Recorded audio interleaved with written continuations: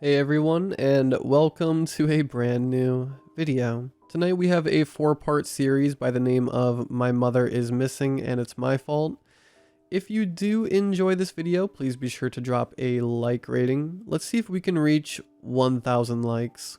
Subscribing if you are new is also very much appreciated, as I post content just like this all of the time.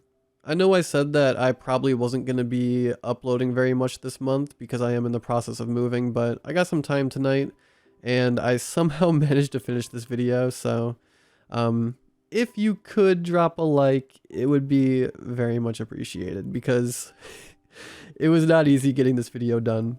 Anyway, enjoy, and as always, I hope you all have a great night.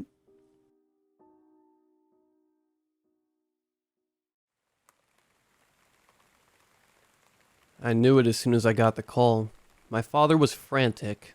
He'd woken up that morning without her, and things had spiraled from there. I wish I could say that I left right away, rushed to my father's grieving side, but I can't. I'm a coward, and that's why it's taken me a full month to build up the courage to fly out there. Instead, I just listened on the phone as he described the events that unfolded. The police, the searches. Even though they live in a heavily wooded area with few neighbors, my mother is well liked by the town. And from what I heard, the searches were extensive.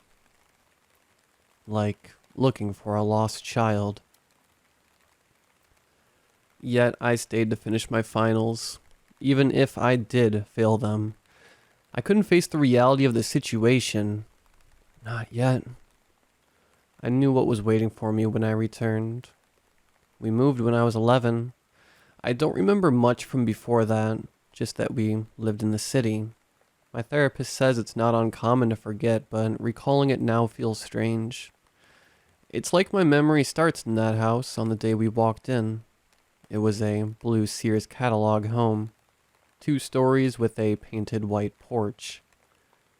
Which is mine? I'd asked, hearing the creak of wood under my feet. It felt like there were so many rooms, so hard to distinguish with the emptiness of the place. This way, sweetie. My mother led me past what would become our kitchen on our right, our den on the left, upstairs to the bedrooms.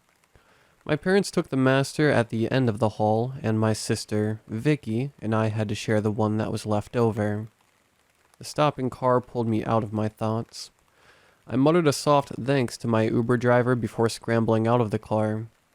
The house stood there, nearly the same as the day we moved in. It had been repainted within the last year, but the porch was still a cheerful white. I stood rooted to the spot as my Uber drove off, debating whether or not to knock on the wooden door. The decision was made for me as the door swung open. My father stood there, lines across his face much deeper than I remembered. Taylor? It wasn't a question, and he didn't smile. Dad? I shifted uncomfortably under his gaze until he stepped to the side and motioned for me to come in. I paused as I approached the front door, stopping to face him. Did you, I trailed off before shrugging. Want a hug? He looked unsure at first, eyeing me up and down. At first I thought he was going to refuse, but slowly he reached forward, wrapping an arm around to give me a gentle pat on the back. I reached up to hug him back, and a lump formed in my throat. Before too long we broke the awkward silence, and my father walked ahead of me into the house, face towards the floor. We walked past the old den and kitchen. My father tried to settle into a chair at the head of the dining room table, but he looked about ready to crawl out of his skin. I took the seat adjacent to him. He sat quiet for a long time, occasionally opening his mouth and then closing it. I waited for him to work up the courage to speak. Finally, he clasped his hands on the table and took a deep breath. She's gone. My eyes followed his hands as I sat rigid. Yeah. He looked me dead in the eyes. Do you know what happened to her? My breath caught in my throat, but he didn't say it in an accusatory manner, just honest. His eyes were red-rimmed and tired. My eyes fell to my own hands. I don't know. He didn't say anything, just continued to look at me with those eyes. I took my own deep breath. Nothing for sure. They're looking at me, he said, finally breaking the stare. I startled with a jolt. I figured, but hearing it out loud, that's not fair. No, it's not. He reached up to rub his eyes. But I'm the only suspect. He side-eyed me. They already confirmed where you were. A pang of guilt stabbed at my gut. I'm sorry. Why? His eyes narrowed. Why are you sorry? I trailed off. How could I put it into words? He waited for a moment and then turned his chair to fully face me. Is it true? My heart leapt into my throat. Is what true? Don't bullshit me, he said calmly. His eyes darted to the window. The woods. Is it true? I shifted uncomfortably. Dad, I was a kid. I looked out the empty window. I didn't know what that was. A hand slammed on the table. I said don't bullshit me. Your mother always backed your story, and I want to know now. Was it true? I looked at him. Really looked at him. He was thinner, hair streaked with silver at the temples. He looked younger than he was, but much older than the last time I'd seen him. He looked desperate. I felt the bile rise in my throat and swallowed it down. No more hiding. Yes. His jaw clenched. Tell me. My head felt light and my heart pounded in my ears. Tell me again. I closed my eyes and nodded. Do you remember the day I got lost? We'd moved towards the end of summer, and without much else around, I was immediately drawn by the woods behind the idyllic house. Never play alone, said my father. Always take your sister with you. I resented the hell out of that. If I had my way, I would read uninterrupted amongst the trees all day long. Goosebumps, the Boxcar Children, you name it, but Vicky was stubborn. She always had to show me her dolls and beg me to play with her. I wasn't having any of it. So one day, not long after we moved in, I hid her toys. And while she and my mother were busy looking for them, I snuck out the back and into the woods. I'd only wanted a place to read, a place to get away. I walked past ferns and ivy, looking for the perfect spot to hunker down. I didn't even think about how far I was going or how I would get back. I didn't know to be afraid of the woods then. I didn't notice the creek until it was too late. My foot caught on a root, and I was sent tumbling face first into the clear water. My book went bobbling helplessly with the current as I righted myself. I didn't realize it was gone until I'd crawled out and started to wring out my clothes. After a brief but frantic search, I threw my hands up into the air and shrieked into the trees. My plan was ruined, and my book was gone. I turned around to trudge back, only to find an unfamiliar forest looking back at me. Which way had I come from again? The house was this way. No, that way. If you're lost, stay where you are. My mother's voice played back in my head. We'll find you. I'm not that lost, I said to myself, and I started off in the direction that felt the most like home. I wandered for what felt like hours, much longer than it had taken to enter the woods. My clothes had dried, but I still felt a chill as I stumbled over another rut. Where was I? I took another step and my foot squelched in mud. I looked down to see a disturbance on the forest floor leading to a creek. I was back at the creek. My own footprints from before were still pressed into the wet earth. Without ceremony, I flopped down, but sinking further into the muck. Fat tears ran down my face and snot trickled from my nose as I started to sob. I was well and truly lost. This was it. I was going to die out here. My stomach rumbled and I shivered with the uncharacteristically cold summer breeze. Why hadn't I just humored Vicky, played with her stupid dolls, and left well enough alone? I continued to cry until I noticed an echo.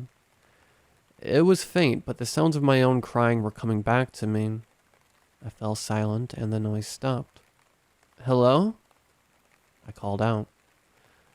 Hello? My own voice answered back. I blinked hard and wiped the snot off my face. Is someone there? This time there was no echo. I strained to hear something, anything, but the woods had grown silent. Lost. I jumped at the whisper from the underbrush. It was unmistakably my own voice. I felt my throat constrict. I wasn't alone. Hello? The voice said again, this time much closer. It felt like it was right in my ear. I scrambled up as my eyes darted around. Who are you? I shakily cried, head on a swivel for the source of the noise. Who? This isn't funny. I backed up against a tree. I want my mom. Something clattered down from the tree above me, and I screamed as it landed at my feet. Not that lost. The whisper sounded like it was coming from all around me, and I felt another sob rising in my chest until I looked at the object that had fallen before me. Crinkled and waterlogged, my book lay before me. My book? When the wood stayed quiet, I hesitantly bent down and scooped it up. The pages were stuck together, but my bookmark was still pressed inside. Hello? My voice said again, this time from bushes in front of me. I hugged the book to my chest. Who are you? I squeaked. The bushes rustled. Who?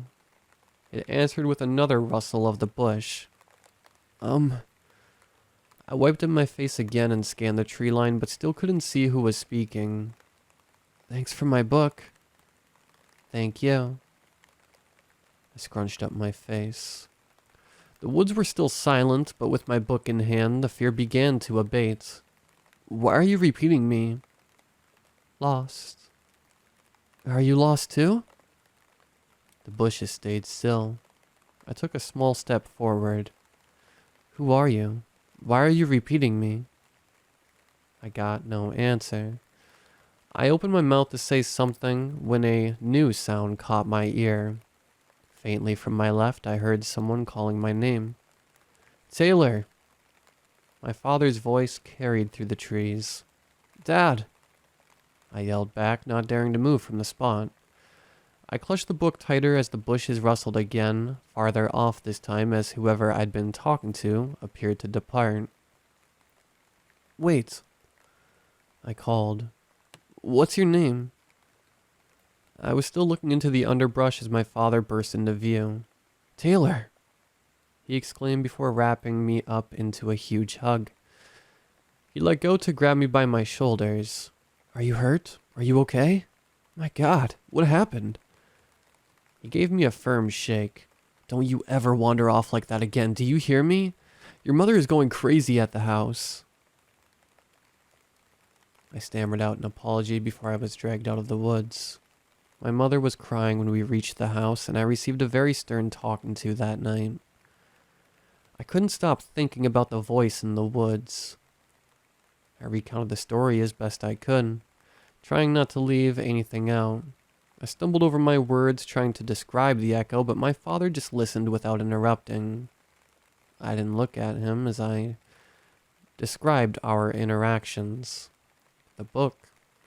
It was only when I'd finished with the scolding at home that I looked up. That was the first time. My father sat silently, eyes boring a hole into the table. I didn't know what it wanted then. And you know now? I flinched. Not exactly.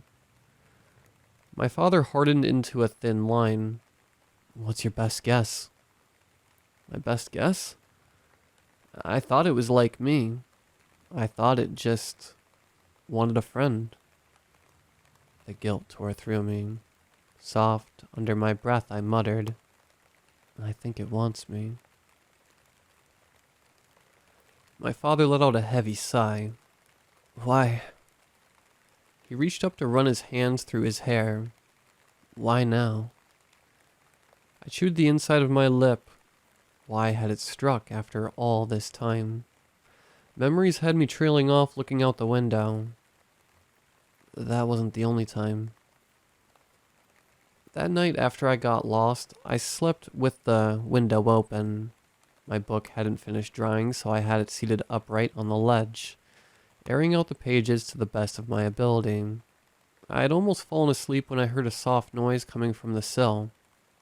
Lost. That. Lost.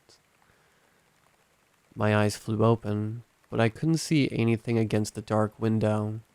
For a moment, I thought I'd imagined it, until a tiny hello slipped in.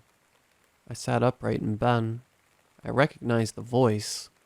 It was my voice. Who are you? I heard something but couldn't make out the word. I quietly crept out of bed and made my way across the room, careful not to wake up Vicky. What was that? Taylor. My father's voice floated through the open window. But what was he? A chill went up my spine. Whoever was out there, they weren't just copying me. How'd you do that? I waited, but was met with only the swishing of the breeze. Even the crickets were quiet tonight. My fear quickly melted away into annoyance as I waited for a response. You know, Taylor's my name, not yours. My name. That had it talking. Yeah? What is it? Lost. I shook my head. Was it named Lost, or was its name lost? You don't make any sense. I pressed my face against the screen mesh. Are you in the trees, or... Book. Oh yeah. I took my nose away from the screen as my fingers brushed against the curled pages. Thank you for that. My book. I scrunched up my face, still trying to see out the window. No, it's mine. My book. Yeesh, I said with a shrug. I can let you borrow it when I'm done. Yeah. You'd like that? Yeah. The moonless night was revealing nothing of the world outside my window, but I heard the rustle of leaves and the creaking of branches. At the lull, I picked at the question that had been bothering me. Why do you sound like me? Do you hear me? My father's voice played back. And like my dad. I added, what are you, a parrot? I paused and leaned my forehead against the screen. Are you a ghost? For a while, it said nothing. Then a solitary hum began to rise over the quiet night. The soft shifted into an and after what seemed like some struggle, my own voice answered, no. I cocked my head. You can talk, but it's hard? Hard. It repeated. You need words. Yeah. I ran my fingers along the crinkled pages of the book. This has lots of words. Maybe if it had more words, it could tell me who it was, what it wanted. I looked back out into the night. Can you read? No. Huh. That was a conundrum. After a brief pause, I had an idea. I could read it to you. A branch shook with particular force. Yeah! I picked up the still damp book and held it to my chest. If I read it to you, will you answer my questions? The pause was longer than I expected, but eventually it answered with a quiet, yeah. And so it began. Careful not to wake my sister, I found a flashlight and began reading to the strange voice outside my window. I started reading to it so that it could get more words, so that it could tell me who it really was. I was so naive. The cycle repeated in the nights that followed. I would wait for my sister to fall asleep, creep to the window, and read to the voice. It picked up new words quickly. By the end of the week, it was able to repeat full sentences back to me. I was delighted.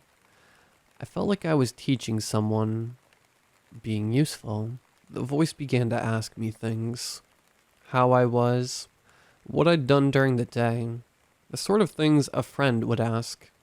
But my secret friend could only stay secret for so long. Scary. I paused in my reading to glare at my sister. Go to bed, Vicky. Her wide eyes shone in the flashlight gleam. They traced lazily from me to the open window. Who's that? No one. I snapped the window shut. Is that the Tooth Fairy? There's no such thing as the Tooth Fairy, I muttered under my breath. She continued to stare at me, so I switched the flashlight off and climbed into bed.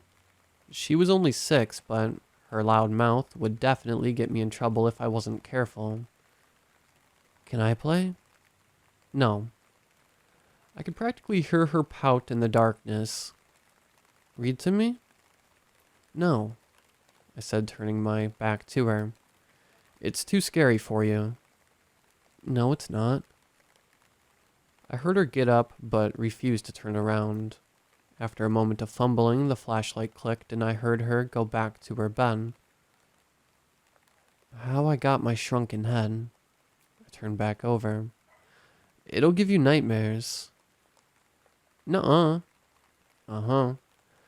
I swung my legs over the corner of the bed. You better put that down or I'll tell Mom. That had her thinking. Before I could say any more, though, a soft tapping came from the window.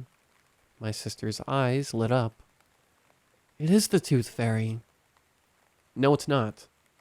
I snapped and I stood to peer out again. I slid it open a crack. Who? My voice filtered through the leaves. I rolled my eyes. That's just Vicky. You don't need to talk to her. Want. Before I could say anything else, I heard footsteps from down the hall. We're done for tonight. Go. I slid the window shut and jumped back into bed. Too late, I realized Vicky still had the stupid flashlight on, and before I could stop her, our door quietly creaked open. My mother stepped in, squinting against the light. I thought I heard voices. What are you two doing up? Taylor was talking to the Tooth Fairy. No, I wasn't. I hissed. I was reading, and Vicky took my stuff. My mother just rubbed her eyes. It's too late for that. Please, just go back to bed. Can I sleep with you? Vicky asked, pointing the flashlight directly into my mother's face. She winced and tried to block out the light with her hand. Fine, just... She stepped over and took the book and flashlight from her, flipping the light off. Sleep now. As they departed the room, my mother looked over her shoulder. I'll give this back tomorrow when it's light out. You need your sleep, okay? And with that, I was alone again. The tapping returned, and carefully I tiptoed to the window. I said we're done for tonight.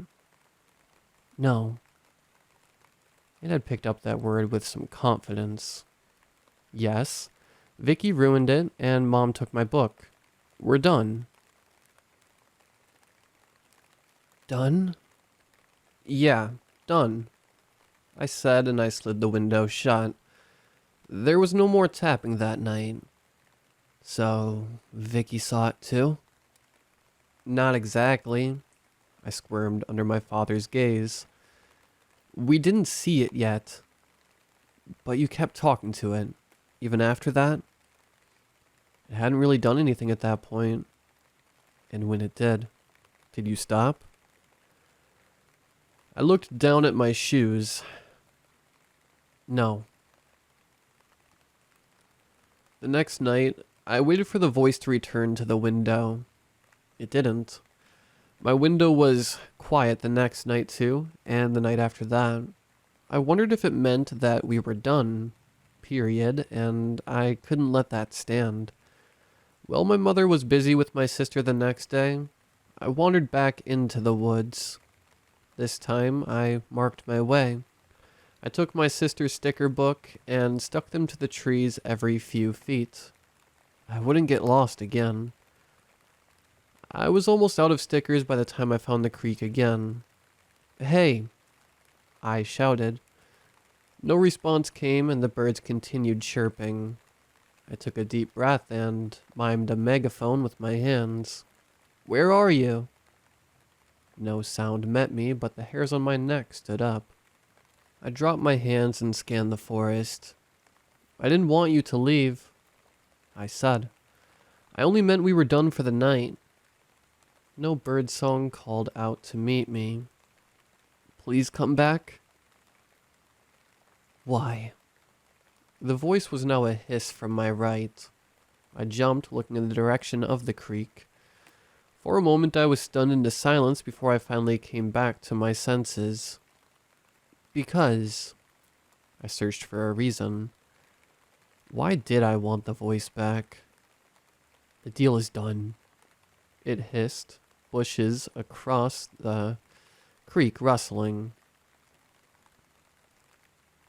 Deal? Aren't we friends? What I imagined was a stunned silence followed. We are, aren't we? I repeated. You asked me how my day was. Talk to me when no one else does. That's what friends do, right? Friends. Yeah. What do you want? It asked. I don't know, I said honestly. To keep talking? It paused for a moment before responding. Yeah. So, friends? I asked, holding a hand out. I don't really know why I did. I'd never seen my friend and didn't really expect anything back, but just as I was about to bring it down, the bushes rustled. The inhumanly slender hand reached out from the bushes in front of me. The arm was impossibly long, and I couldn't see what it was attached to. My breath caught in my throat as the arm, scabbed the same color as tree bark, took my hand in its own. Friends. I screamed. I tried to break the thing's grip, but it didn't let go. Slipping back, I fell on my backside, still yanking at the thing holding me. Friends, it said again, and this time its grip broke as I yanked my arm back. What are you? I cried. Looking, it said in my own voice again. I cradled my hand in my chest as my heart raced. I willed my heart to slow, shook my head, and tried to understand what I'd just seen. You found me, it said in my voice, words I wasn't sure I'd taught it. Friends.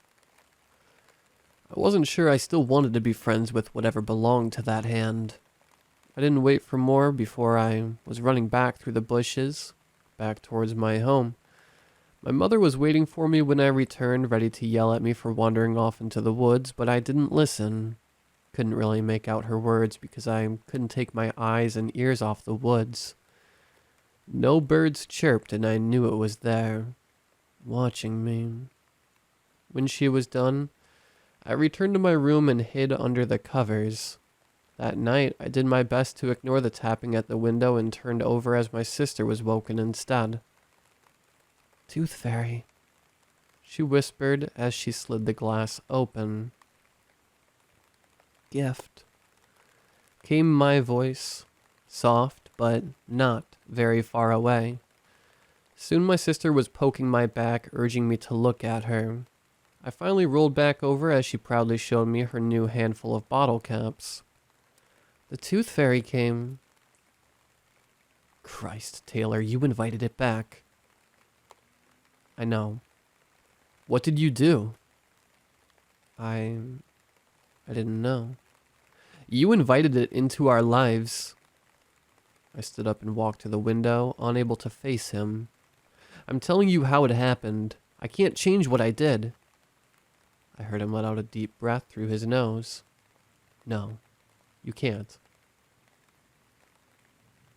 A bubble of anger rose in my chest. I turned back to him. "I know I shouldn't have done it. I know I was wrong, but I was a kid, Dad." I paused to take a breath. Who else was I supposed to talk to? "You had your sister." He wasn't looking at me. "She was 6. I shook my head. How was I supposed to talk to a 6-year-old? The lines around his mouth grew deeper. I was at the end of my rope. I couldn't hold back anymore. "I needed you," I said. "I needed Mom, but all you cared about were your stupid jobs." His eyes flashed as he looked up to glare daggers at me. "Don't you dare talk about your mother like that." I winced and placed a hand on my forehead. "I'm not." I needed to remind myself, even after everything, he wasn't the enemy. I'm just saying, I just wanted someone to listen to me. I felt the edges of my eyes begin to prickle. "I know it's my fault. I get it, but please, can you just cut me this little bit of slack?" His expression didn't change. "How am I supposed to do that? After everything we've lost?" "I didn't mean for this to happen." "But it did." The prickle began to turn into a wetness that threatened to overflow. "I know that," I said. "You think I haven't beaten myself up about it for years?" An angry tear fell. "Why do you think I had to get away?" His brows pinched together as his jaw clenched. "You ran away. You left us." I sniffled angrily. "You left me." I wiped away the tear. "After Vicky, both of you closed off so bad. I just did what you wanted all along." For a moment, my father, truly, looked sad, his shoulders slumping as the weight of the world fell on them. He looked at me. "We never wanted you to go."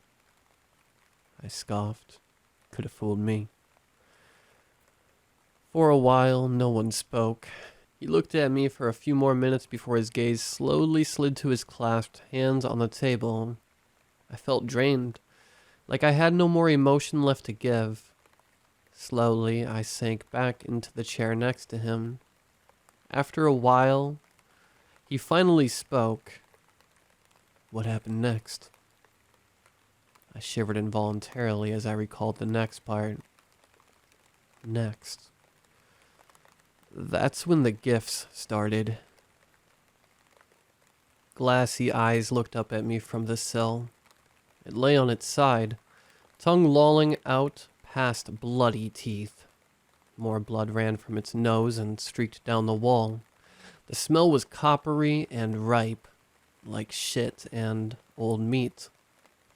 I stood in my bedroom, at first unable to wrap my head around what I was seeing. The head itself was small, probably from a fawn.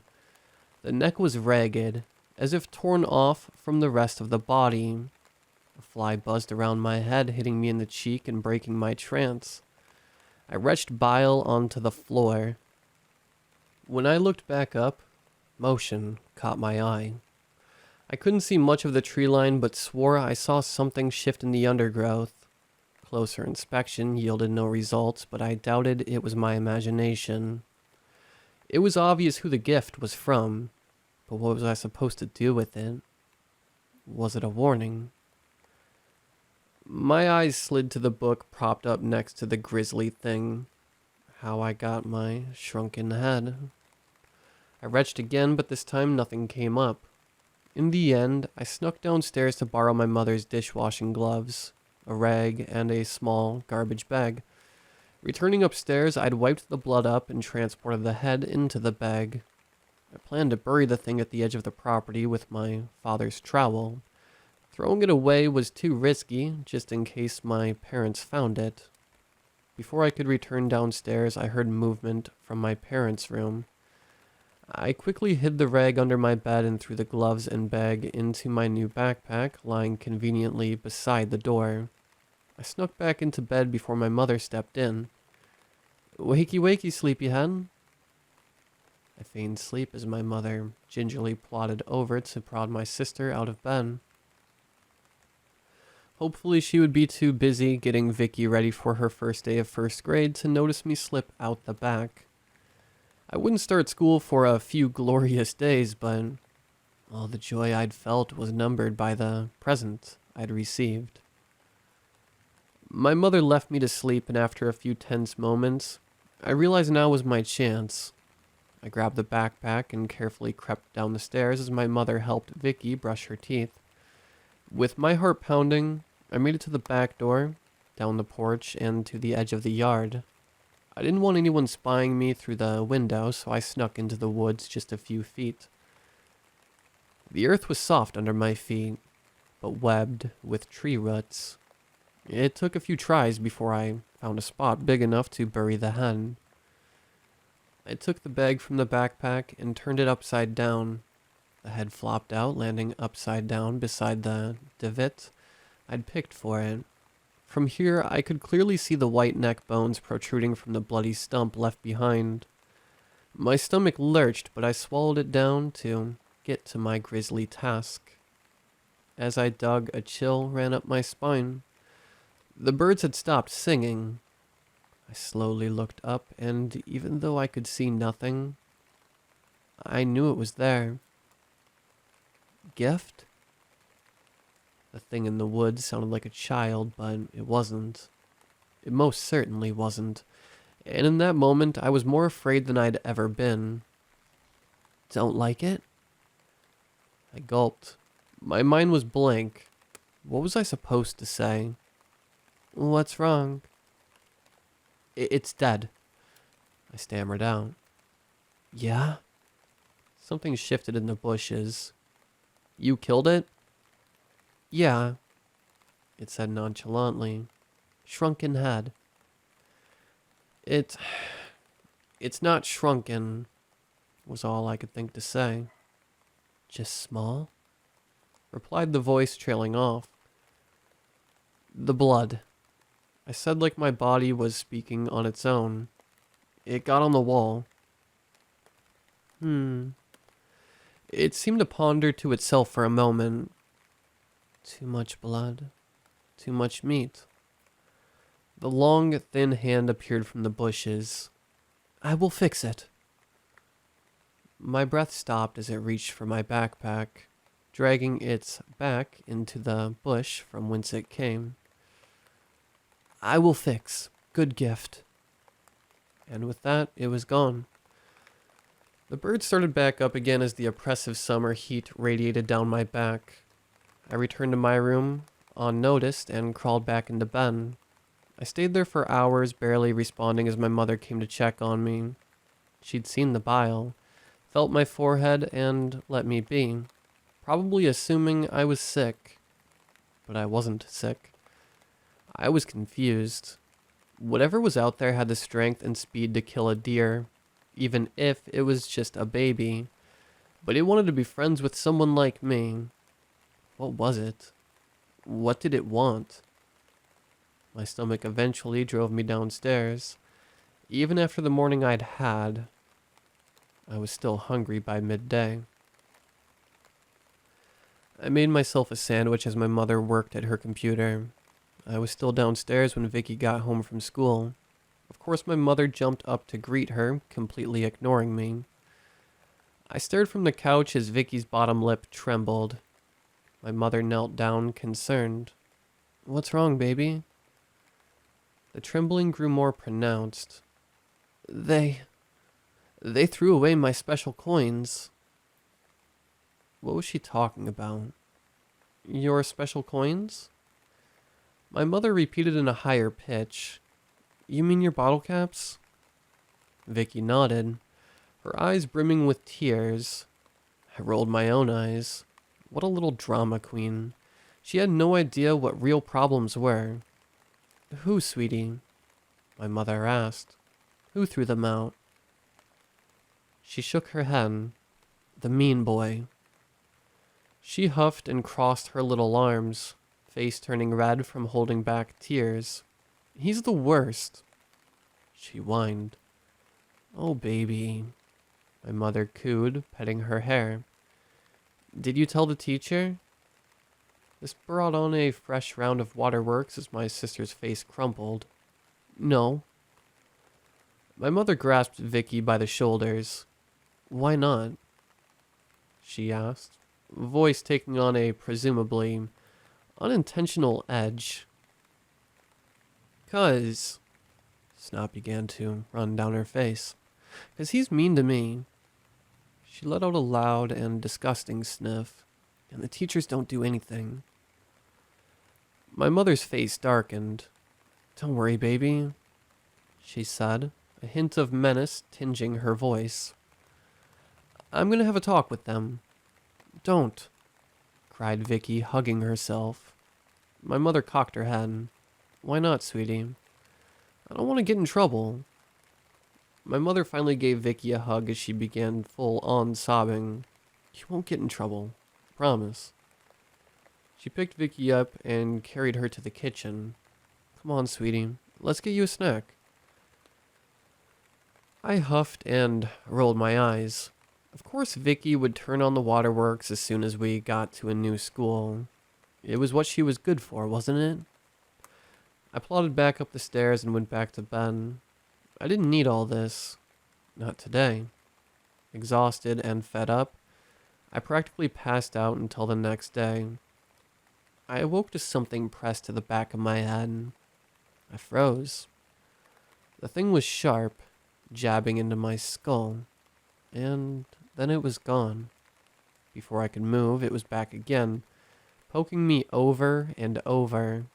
I quickly realized it was more annoying than threatening, and I rolled over to find Vicky in my face.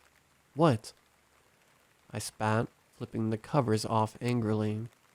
"Pretty," she said, holding up her latest torture device. I glared at her before dropping my gaze to the thing in her grip. Cradled in her hands was a tiny, yellowed deer skull. My stomach lurched. "The tooth fairy came back, but you were sleeping." I could feel my face turn red. "Give me that." I snapped, snatching it out of her grasp. Her eyes widened in surprise as her mouth formed a small O. "It's mine, not yours." She took a deep breath, looking between me and the skull. Tears began to roll down her face as she started to cry. A pang of guilt stabbed me in the gut. "Hey, I'm sorry." I looked back down at the thing. Without the meat and blood, it did look very cool. Tentatively, I held it back out to her. "You can look at it, but be careful." She looked at me, looked down at the skull, and pushed it back in my face. Without another word, she let out a wail and fled from the room, no doubt to tell my mother of my horrible transgressions. I sighed and held the thing in my lap. So much for trying to make things better. Before anyone could disturb me, I looked back down at the greasy thing. It really had been picked clean, and every bump and fissure were clearly visible. There was no bottom jaw this time, and if I hadn't known where it came from, I might have mistaken it for a rat or fox. Except for the teeth, I thought. The uncomfortably human teeth also gave it away. Why did deer have to be so creepy on the inside? I scanned my side of the room, eyes landing on the small book nook my father had found for me. Pulling them out by a few inches, I hid the skull behind and moved the rest of the books to match. I did not want to have to explain that one to my mother. I remember that, my father said quietly. Creeped your mother out royally. It stunk so bad, I replied. I never knew bones got that smelly. They do when you don't degrease them, my father muttered. I wasn't sure what he was talking about, but I nodded as if I did. I thought I hid it so well. I really was a dumb little kid. He looked back at me pointedly. What happened after that? I bobbled my head. It got kind of quiet after that. I had to start school and I didn't have as much time for the thing in the woods. My father looked thoughtful. Vicky went on about the tooth fairy a lot that year. I remembered the pangs of jealousy. She kept talking to it, more than I did, I think. She met it through you, my father said bitterly. It's not my fault, I snapped. She wanted it that way. His eyes went wide and I lifted a hand to my mouth. I hadn't meant to snap, but really? There was no denying it. His eyes narrowed. She was 6. She didn't know what she wanted. She didn't want to get bullied anymore. I shot back.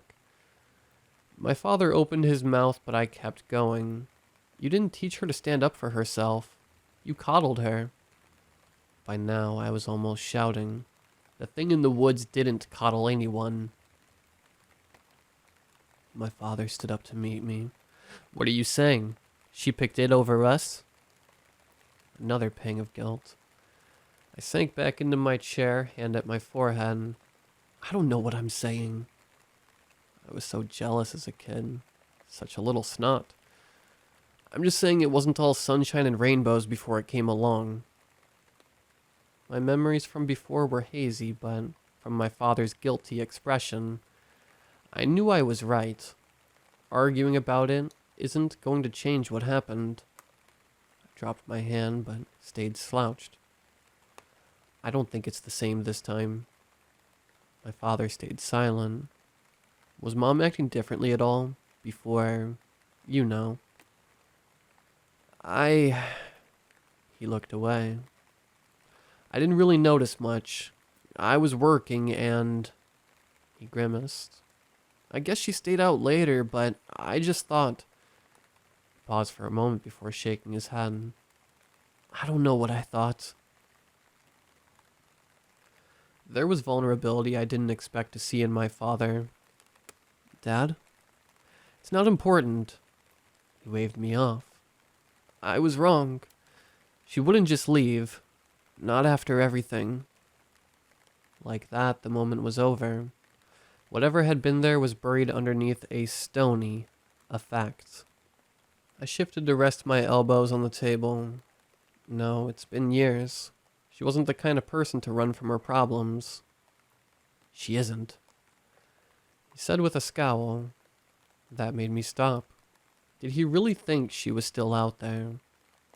If she went looking for it, he started. Where would she find it? I shook my head. That's not how it works. It finds you. Shh. Vicky just fell asleep. So? We've been over this.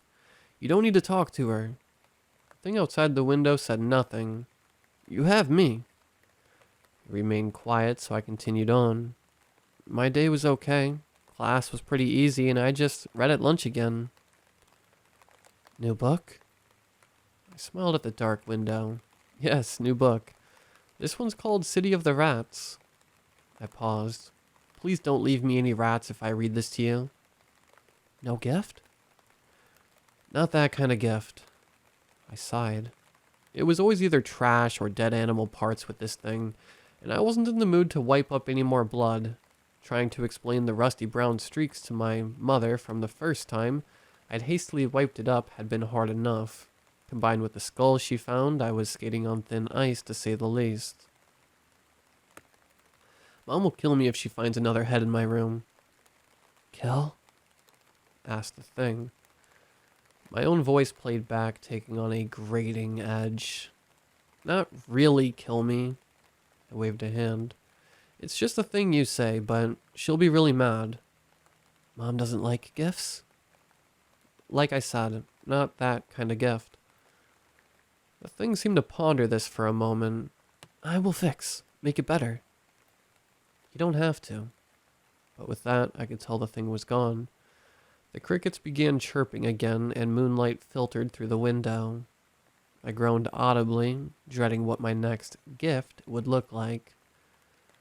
The next day was pretty ordinary. I got myself ready, got on the bus for school, and sat through hours of boring lecture. Lunch was spent sidled up to another book, just the way I liked it. Getting home was uneventful, with my father still at work and my mother still preoccupied with Vicky. It wasn't until my father got home that things began to get interesting. With my father watching Vicky in the den, my mother barged into my room. We're going to the store. I didn't lower the book I'd been reading. For what? It was nearly dark. What could she possibly want at this hour? She shrugged.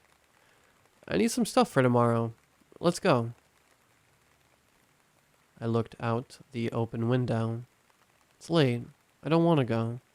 Too bad. She strode over and stood at the side of my bed.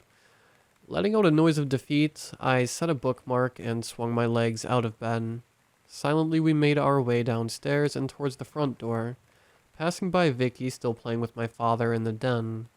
My eyes furrowed. Hey, isn't Vicky coming? No, my mother replied. Your father's watching her tonight. Huh, okay. Suddenly the idea of a drive didn't seem so bad. Without any more protest, I got into the car and my mother turned on the engine. It wasn't until we'd been driving for a few minutes that she finally spoke. Taylor? She looked at me through the rear view. I know I got angry yesterday and I said some things I probably shouldn't have. Where's the but? I wondered as I looked away out the window. I'm sorry for that. I was surprised but didn't let on, continuing to stare out at the moonlit night. Now that we're talking calmly, she continued, will you tell me where you got the skull? Of course that's what she wanted. I rolled my eyes. I found it in the woods. Are you sure? Vicky said, Vicky's a liar. I snapped. My mother just took a deep sigh. Okay, She trailed off, searching for the words. I've noticed you've been keeping to yourself a lot lately, and I just worry. I'm fine. I glanced back at the rear view, accidentally meeting her eyes. You can tell me you know. Her eyes went back to the road. You used to be my little buddy. Yeah, used to. I grumbled. I could practically feel my mother's hurt in the silence that followed, but I steeled myself against it. She was the one who'd picked Vicky over me anyway. My mother shook her head a bit and seemed to reorient herself. I know it's been hard making friends, moving to a whole new place, but it'll get better. She slowed down for a turn. Have you been doing what I told you? I huffed. Talking to kids sitting by themselves? Yeah, it's a great way to meet weirdos. That's not nice. I shrugged, even if she couldn't see it. It's true. She let out another sigh. I just want you to be happy. I pressed my forehead back against the glass. I'm fine. The rest of the way was uneventful. We didn't talk much as she shopped up and down the aisles for a few non-essentials. I don't think she knew what else to say to a stone wall. She wasn't good at talking to me anymore, and while I relished the silence, I also resented it. The drive back was turning out to be just as quiet. There were few other cars on the road in this area, so the ride was smooth. As I rested my head against the window, the light began to fade. My brow furrowed and I looked around. It was as if we'd driven into a tunnel. Mom? I looked out but couldn't even see where the moon had been. I gulped. This was the same inky blackness outside my room every night. That could only mean... My head whipped forward as the car lurched to a stop. My seatbelt kept me from hitting the seat in front of me, but I was still thoroughly jarred. Damn it, my mother swore under her breath. I shook my head, still a little dazed. What the... When I looked up, she appeared to be sitting up to get a better view over the steering wheel. Taking her lead, I unbuckled myself and slid into the center seat to get a better look. My mouth went dry. In the middle of the road was a fresh body of a deer, steam still rising from its spilled guts. This must have just happened. My mother muttered and looked around. Whoever hit it, are they... She flipped on the high beams to get a better look. No other car was illuminated, but I caught a glimpse of white from the corner of my eye. My breath caught in my throat. Coming out of the woods to our right was a bare deer skull. It moved silently with its antlers casting unnatural shadows against the trees behind it. I tried to make a sound but managed only a squeak as what was attached slunk into view. Who would just drive off and leave it here? My mother continued to rant. It's unsafe. We could have... She fell suddenly silent. It was about as tall as an elk, with a round belly not unlike a deer. It walked on all fours, but the proportions were all wrong. Its back legs were emaciated and bent, but its front legs were much worse.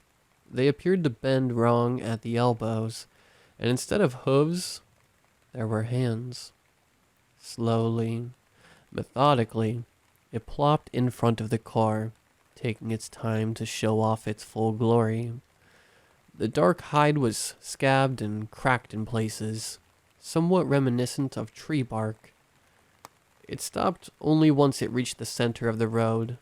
I felt my heart hammer in my throat as the deer's skull slowly began to turn. I couldn't see any eyes, but it looked at me. I knew it was looking at me. What is that? My mother whispered, knuckles turning white on the wheel. What the fuck is that? As if in response to her words, the thing's head shifted almost imperceptibly, now staring directly at her. It leaned forward for a moment before rearing back. It righted itself on its back legs, standing up like an impossibly tall man. My mother screamed. The thing took a step forward, and my mother hit the gas. It seemed taken by surprise, but in the blink of an eye, it was diving out of the way. It moved almost too fast for my eyes to follow, and my mother didn't stop screaming. I was nearly thrown into the ceiling when the car hit the carcass. My chest hit the center console painfully, and I regretted undoing my seatbelt. Mom! I yelled, and she glanced back at me frantically. Get back in your fucking seat, she screeched, not slowing down. I threw myself back and fumbled with the belt as the car bucked and slid with the deer dragged underneath. Once the belt was buckled, I turned to look behind and I couldn't see the thing anymore. With one final lurch, the deer carcass passed underneath the rear bumper, and the car evened out. We kept driving, my mother frantically checking the rear view mirror every few feet. In record time, we made it back to the house. She pulled into the driveway and turned off the car engine. After what felt like an eternity, she turned back to me. Her mouth opened and closed a few times until she just settled on looking at me. Her eyes were desperate. I can't believe we killed a deer, she eventually kind of whispered. I remained quiet out of confusion. Did she not see it? It had mange. It was sick, she stuttered, eyes filling with unshed tears. I nodded rather than argue with her. With that, she began full-on crying and I gingerly helped myself out of the car. She slowly followed and was still stifling as we entered the house. Jesus Christ, said my father, standing up to walk into the kitchen. Is that what happened? Yeah, I replied. But I don't know if she saw it. She was really shaken up. My father shook his head and made his way to the liquor cabinet. She never drove at night after that. Maybe she did see it. She saw it, he muttered, reaching into the cabinet. And she didn't tell me. I let out a loud sigh. Would you have believed her? He straightened up with a bottle of whiskey in hand. Maybe the both of you. I shook my head. You didn't believe me when I tried to tell you. He grabbed 2 glasses and practically threw them onto the table. That was after. Mom believed me. I wonder why.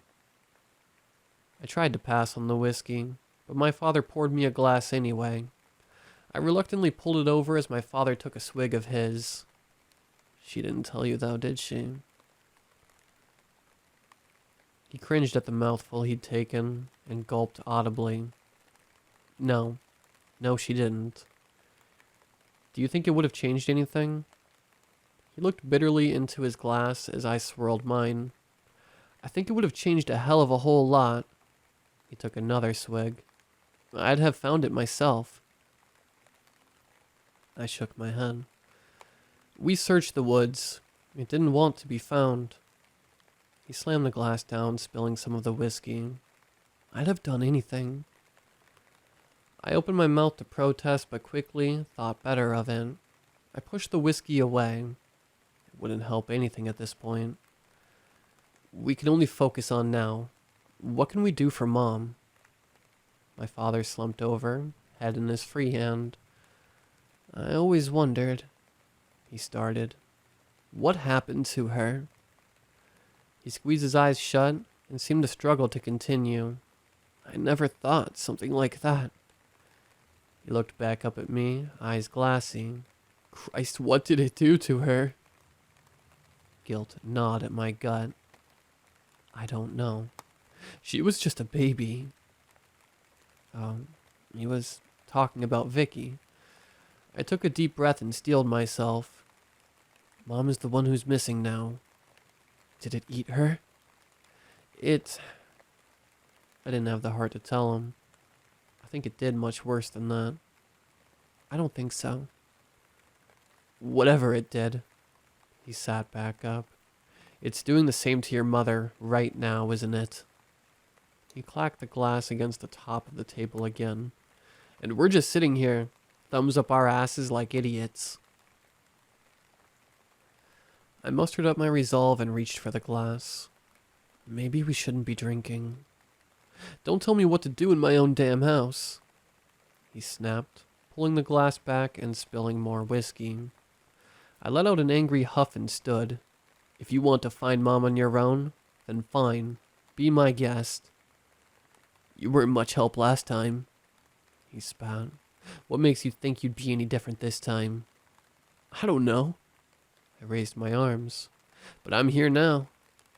It's been a month. He snarled. Why the fuck did you wait so long? I couldn't come back. I gestured to all of him. To this. Why the fuck not? It's like Vicky all over again. No shit. We were both yelling at this point. I couldn't handle it again. I turned away from him. The blame, the everything. What the fuck are you doing here this time? I balled my fists and let them fall to my sides. I don't know. Then maybe you should just leave. With that, I grabbed my suitcase and stormed out of the kitchen. I made it to the front door and yanked it open. The sound of nothing met me. Not a cricket chirped. Not a leaf fell. The dread hit me like a wave in the ocean, washing over my head and down to my feet. Slowly, I stepped back and closed the door. Not yet, I whispered. Please, not yet. I went back to the kitchen. The window was open. The damn thing had probably been listening in on our whole exchange. The fuck are you looking at? My father growled from the table, side-eyeing me. I held a finger up to my lips and walked across the room to shut the open window. The kitchen would get stuffy fast, but it was a small price to pay for privacy. What? He asked, sitting up a little straighter. I took a deep breath and faced him. I got close, and when I spoke, it was barely above a whisper. The police don't know what they're up against, and they'll never believe us. Tell me something I don't know. I flinched at his volume and motioned with my hand to bring it down, looking again to the window. We're Mom's only chance. We can't keep fighting like this. She needs us. This time my father's eyes followed mine to the window. And it's still out there. I watched the gears click into place as he realized the gravity of what I'd said. He rose wordlessly and darted for the door. Dad, what are you? I stopped when I caught the glint from his hand. When had he gotten a handgun? Had he been carrying it the whole time? I shook the thought off as my father barreled out the front door and into the night. Where are you, you coward? He shouted into the darkness, waving the gun in the direction of the woods. Dad, where is she? Dad, stop. I'll fucking kill you. I started to step out the front porch after him, but with the way he was handling the gun, I thought better of it. He screamed threats into the woods until his voice was hoarse. From what I understood, the area had been built up over the years, so I hoped the nearest neighbors weren't close enough to hear him. I waited on the porch for him to finish the tirade. Finally, winded and breathing heavy, he stood facing the woods waiting for a response. When none came, I crossed my arms. Are you done? I asked. He didn't respond, and for a moment I was afraid he was about to run into the woods. I told you, it won't work that way. Then what am I supposed to do? He snapped, whipping around. I flinched as the gun was still in his hand. Can you put that thing away? I said, shrinking away. It's obviously not working. He looked down at it and reached up to rub his free hand across his forehead. What do I do? He asked again, softer this time. Come back inside. I said, stepping back to crack the front door open. And listen to me. Did I really believe we were going to find my mother somewhere out there? Probably not. Was it what my father needed to hear? I have no idea, but coming together with a common goal seemed to ease some of the tension. My father turned to the kitchen table and looked at me intently. He tucked the gun into his waistband where I must have missed it before when he was sitting down. The thing made me uncomfortable, but I doubted I could convince him to part with it. I hovered awkwardly for a moment as the silence stretched on between us. So? He asked. I reached up to rub the back of my neck. Now that I was on the spot, what did I say? How the fuck do we fight this thing? I winced at his words. I don't think we can fight it. Not like that. Then what do we do? He demanded. I slowly sank into my seat. I felt exhausted, like all the life had been drained out of me. Well, I started. We can start by going over what didn't work last time. We already know what didn't work, my father said, reaching again for his glass of whiskey. My shoulders slumped and I screwed my eyes shut at the headache I felt coming on. You don't know what I tried last time. My father paused with the glass to his lips. And what I didn't try. Vicky went missing on a Tuesday. Monday night, our mother tucked her in. Tuesday morning, her bed was empty. My mother grilled me first. She couldn't understand how I'd slept through whatever had happened. I didn't dare tell her that the thing in the woods hadn't visited me for days, and I'd exhausted myself waiting up for it. What came next was a blur. Police officers, firefighters, concerned neighbors. Everyone seemed to cycle through the house to help with the search for Vicky. With no real leads, they started with search parties to comb the woods. They never found a trace of her. Nothing came to my window in the night that followed. I looked at the empty bed across from mine. Without someone to talk to, the feeling of having my room to myself rang hollow. A terrible gnawing began in my gut. I wasn't Vicky's biggest fan, but I certainly didn't wish for anything bad to happen to her. I saw how distraught my parents were at her disappearance, and I wondered if there was anything I could do. Maybe this was it. My time to shine as an older sibling. When I went into the woods, it wasn't with fear or malice. Hello? I called. I used new stickers, and they worked well enough to mark my way. I stood at the creek where it all began. Are you there? I waited, but there was no response. The forest continued to teem with life, but I was alone. Maybe the thing simply hadn't heard me. I readied the new sticker book and trudged across the creek. The gnawing in my gut grew worse as my socks soaked through. The thing hadn't talked to me since the incident with the car. I walked until I ran out of stickers. As I placed the last one, I looked out through the trees before me. Hey, I yelled. I need help. Slowly, almost imperceptibly at first, the sounds of the forest began to fade away. Finally, I breathed. Where were you? Silence met me and I shifted uncomfortably. A lot has happened since last time, I said. I shifted from one foot to the next as my feet squelched. I'm not mad, you know, about the deer. No response. My mom was just scared. I'm sorry she almost hit you. Not sorry. Came a voice from the darkest part of the trees before me. My heart seized in my chest.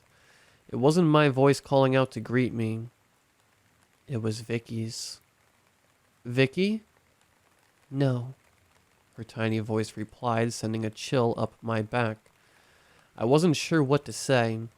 I'd come to the woods to ask the thing for help, but now I wasn't so sure that was the best idea.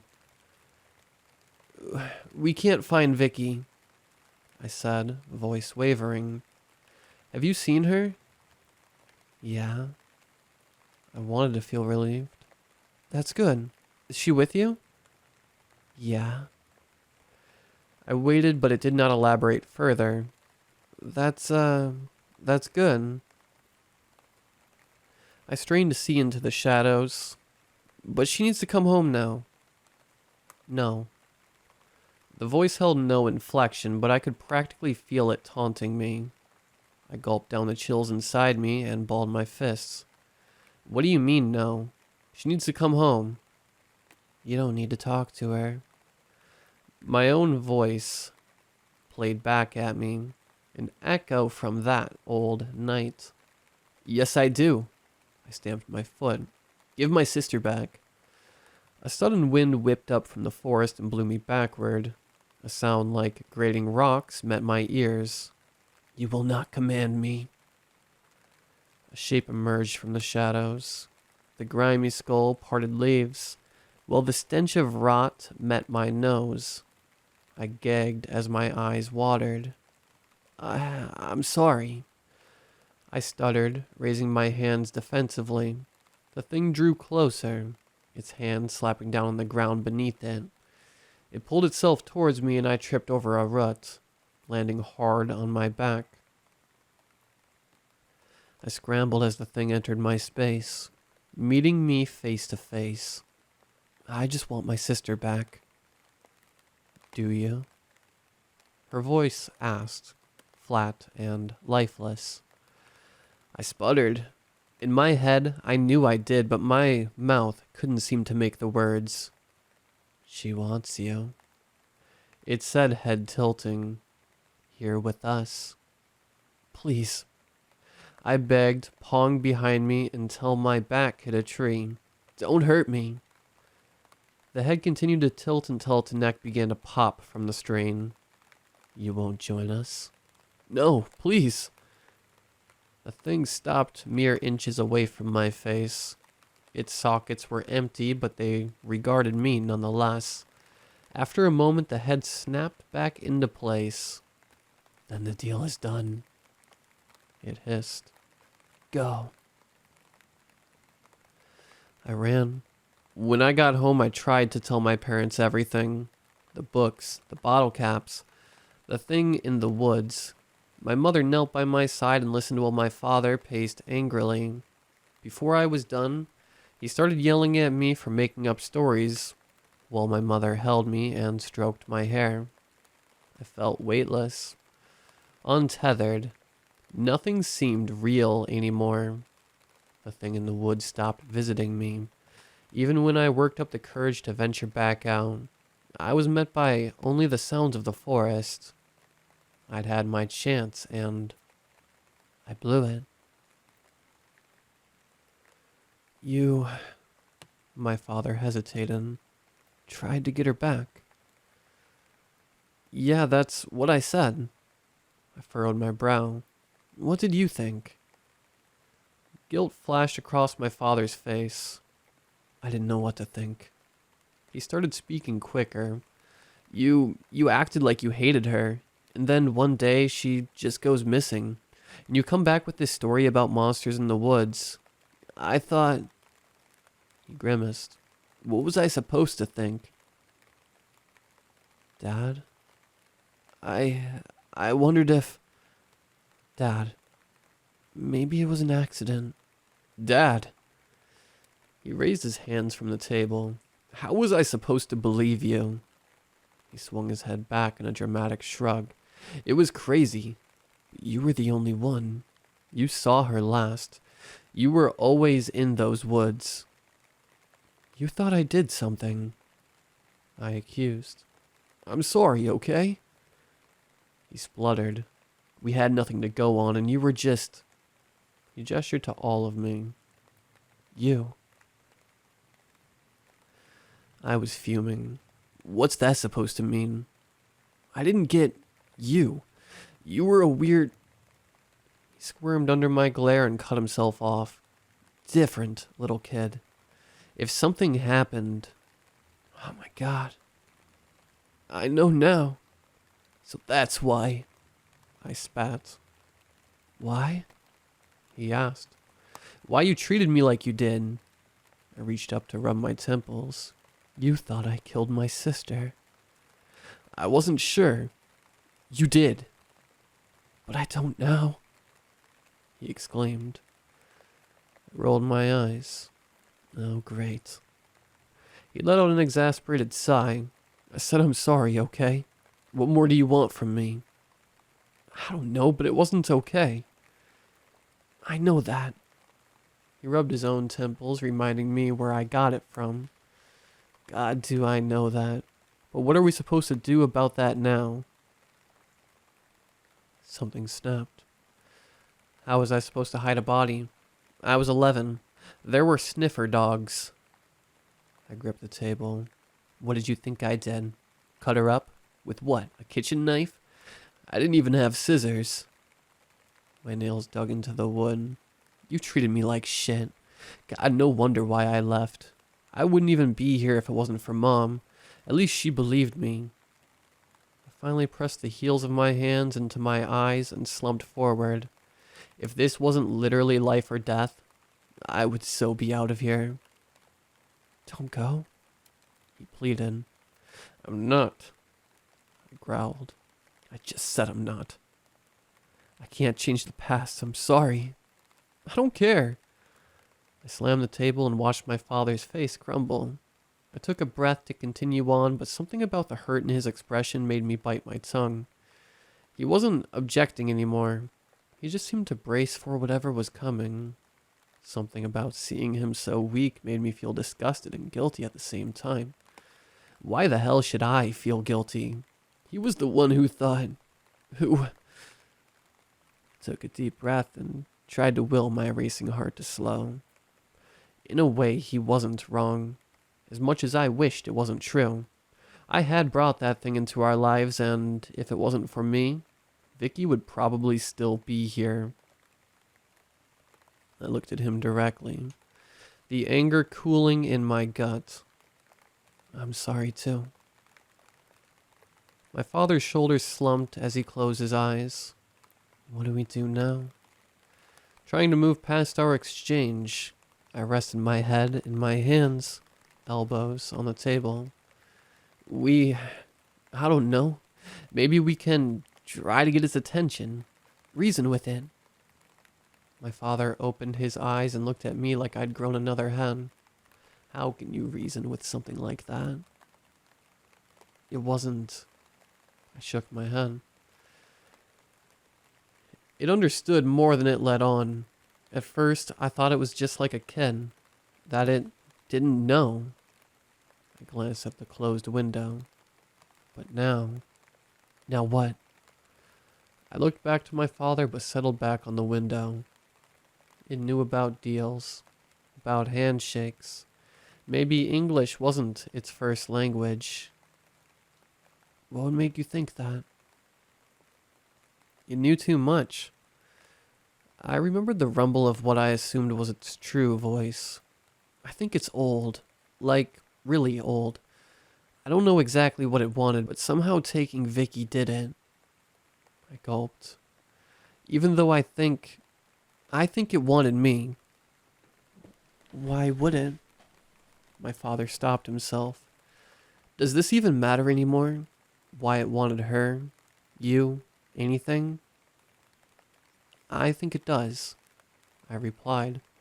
I think we can bargain with it. It talked about deals, and it always wanted more words. Maybe we can work out a trade. My father froze and slowly side-eyed me. A trade? Like what? I waved a hand in front of my face. Maybe more books. His eyes narrowed. I thought you said it couldn't read. I frowned. Maybe, if I give it my time. No. I don't know what else to do. My father looked straight at me and shook his head. You are not giving that thing anything. I didn't try last time. There's no way that thing just wants story time, Taylor. This is serious. I sighed in exasperation. I am being serious. You already said you gave it words. What more could it possibly want? I shrugged. Maybe another language. It was my father's turn to shake his head. I can't believe I'm hearing this. I shifted to cup my head in one hand. Hey, at least I have an idea that isn't just, ooh, look at me wave my big gun around. Me strong. A flush of embarrassment crossed his face. At least I did something. Something dumb. Watch your mouth. He snapped. Or what? I taunted. You gonna ground me? Not a kid anymore. You can't tell me what to do. I'm still your father, he said. You're still part of this family. Am I? Yeah, he insisted. You came. After everything, you're still here. He pointed at the table. That means something. Fine. I shrugged and side-eyed him myself. But you need to acknowledge, maybe I know what I'm talking about. But what if you're wrong? I shrugged again. Then I'm wrong. They're already gone. How much worse can it get? My father's face grew deadly serious. I don't want to lose you too. We stared at each other in silence for a few moments before I finally broke the quiet. I'm going to try reasoning with it. Whether you're there to help me or not, I'd do anything, he said in earnest. I gave a slight nod. Then let's get ready. My mother has been missing for 32 days. It's my fault, but I'm trying to make it right. In the morning, while my father cleaned his handgun, I went to our local bookstore. I picked up what I could. Interesting stories, foreign dictionaries, anything I could think of that might sate the thing in the woods. Anything that might at least entice it to talk to me. To us. My father made it very clear. There was no way I was going out into those woods alone. I wanted to be relieved at the company, but I couldn't bring myself to truly feel it. I'd tried to explain, but I couldn't be sure of how much he really understood. How much could I be sure the thing in the woods would even show up with him there? It hadn't spoken to me since I'd tried to get Vicky back all those years ago. What harm could my father really do? I asked myself this as the forest loomed. My phone was new enough that the GPS was linked to satellite data, not Wi-Fi, so I didn't have to worry about placing stickers this time. We were ready by noon to set our plan into motion. The air was wet and balmy as we stepped off the porch. The forecast had promised rain, but my father wasn't about to let that stop us. The forest beckoned. We'd only made it a short way before my father mumbled something from behind me. I didn't grace it with a full response, instead giving a look back over my shoulder and a quick, "Huh?" He cleared his throat. I tried on my own. He repeated slightly louder. I flashed a look back, but he wasn't meeting my eyes. "Never found nothing." "That's something," I muttered under my breath, shifting to focus on what was ahead of us. The trees were just as tall as I remembered. The sounds of nature met us as we hiked our way across roots and under low-hanging branches. Birds chirped, leaves rustled, and as we drew close to the creek, water burbled. If not for the circumstances, it might have been peaceful. "This is it?" asked my father. I adjusted my backpack, filled with all manner of precious books.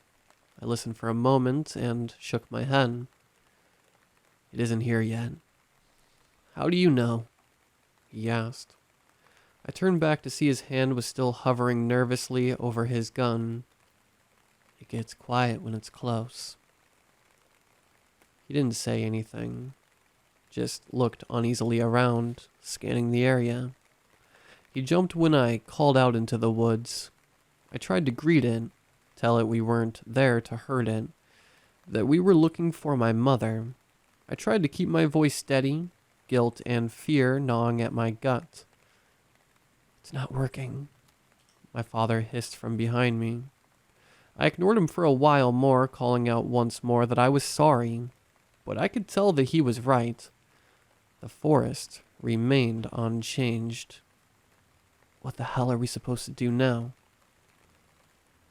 "We go deeper," I answered, re-shouldering my backpack and preparing to step over the creek. Begrudgingly, my father followed. We trekked through the woods for what felt like just a few hours, but the deeper we went, the darker it got. As we reached a small clearing, I checked the time, noting that it shouldn't have been close to sunset. The birds were still chirping, but something felt wrong. My father mumbled something from behind me. I huffed in annoyance.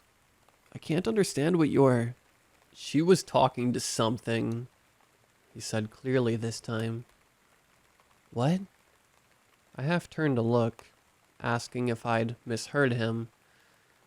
"At the window, late at night, at first I thought I was dreaming." So he had heard something. I closed my eyes in frustration, trying to focus on the task at hand. He continued. "I didn't hear what she was talking about. I thought she was on her phone." "Why didn't you tell me before?" I asked, checking our position on the GPS. "I wasn't sure before." I heard him nearly stumble but didn't turn back. When he caught himself, he continued. If I'm being completely honest, I thought she might have been calling another man. He said it with such gravity. I just shook my head. But her phone was on the nightstand, he continued. Now I sorta wish she had been. Does this have a point? I asked. He trailed off.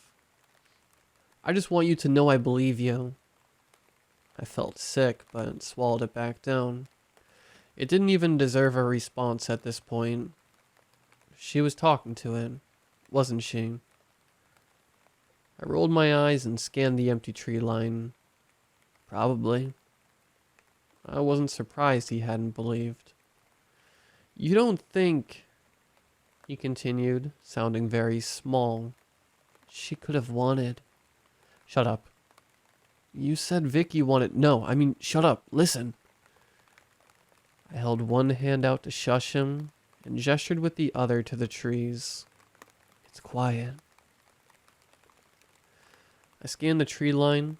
The clearing was cast a sickly gray hue. Not the typical orange of sunset. As I took a step forward, a fat drop of water plopped onto my head. Looking up, I was quickly assaulted by more raindrops, and I heard my father shuffling in his own pack behind me. It's just the rain, he muttered as he pulled out a pair of ponchos and flashlights. False alarm. Thunder rolled in the distance as I pulled my flimsy plastic over my head, carefully covering my backpack. Maybe. It could have been the rolling clouds, or it could have been more than that. We'd come too far to take that chance now. Hello? I called. I was met with only the sounds of the rain and leaves. I took a deep breath and stepped forward, away from my father. I just want to talk. Are you there? The deal is done. A familiar voice carried softly through the trees. I felt my heart lurch in my chest. It had been so many years. Knowing it had happened and really hearing it again were two very different things. My legs felt like rubber and my head swam. Fuck, I heard from behind me. I had enough wherewithal to hold a hand up to him and continue on. You're really there? I said softly, staggering a half step back. It took a moment for the content of its statement to fully register. The phrase was familiar, but the meaning... What deal? The bushes at the far end of the clearing rustled. Flesh for flesh.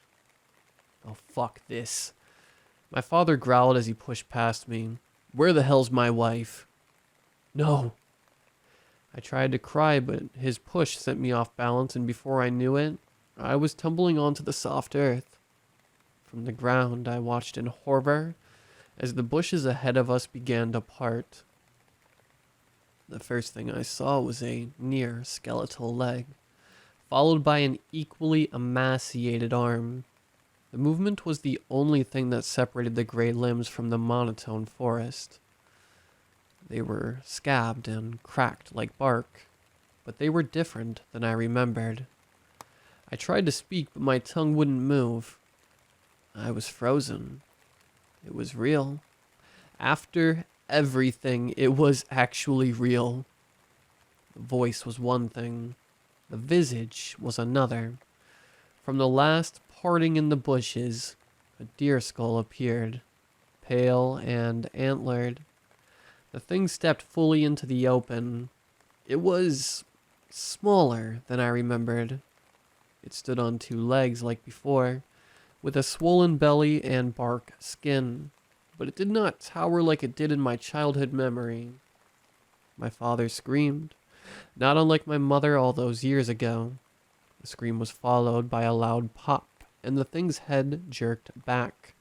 The sound seemed to break the spell, and I looked up to see my father towering up over me with the gun. What did you do? I yelled as the thing sagged to the side and slumped forward. It stayed on its feet and reached up to clutch its face. I just clipped it, he said, shifting his stance. Now where's my wife? The skull cracked in two in its hands. My blood ran cold. I recognized the balding, sunken face underneath. The gun slowly lowered. Lena, my father asked, hands starting to tremble. He didn't mean it, I cried, scrabbling to my feet. He didn't know. Lena, my father whined. What are you doing? It's not her, I said to him, and looked back to the thing. Is it? It regarded us for a moment, head lolling to the side before it replied. Body for body. The deal is done. It turned to the bushes. Wait, I called as I heard my father stand. Lena, he wailed again, and I grabbed his arm just as he was about to dart forward. I yanked him back and bared my teeth to his face. Stop it. Just let me handle this my way. His eyes darted between me and the disappearing figure in the leaves. You've done enough. He seemed to sag in my grip. Okay, he said, tucking away the gun. I breathed a short sigh of relief and turned back. The thing was no longer visible, and I hoped it was still there. I brought words, I called, slinging around my backpack. Like old times. Lots of words. I pulled out the first book on top. I brought stories. I tried to shield it with the ponchos as I read the cover. And dictionaries. For more words. This one's in French. Okay, maybe not that one. I do need more words, the voice said from just out of sight.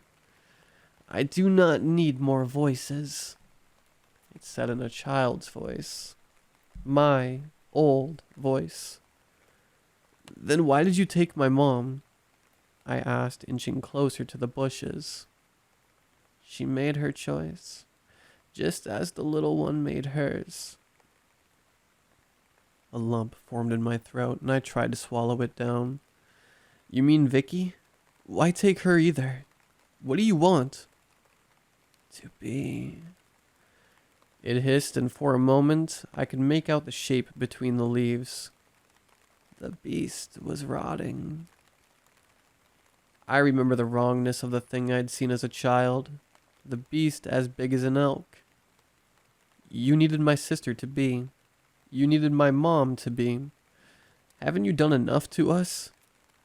I pointed the flashlight into the bush, and the light caught my mother's bloodshot eyes.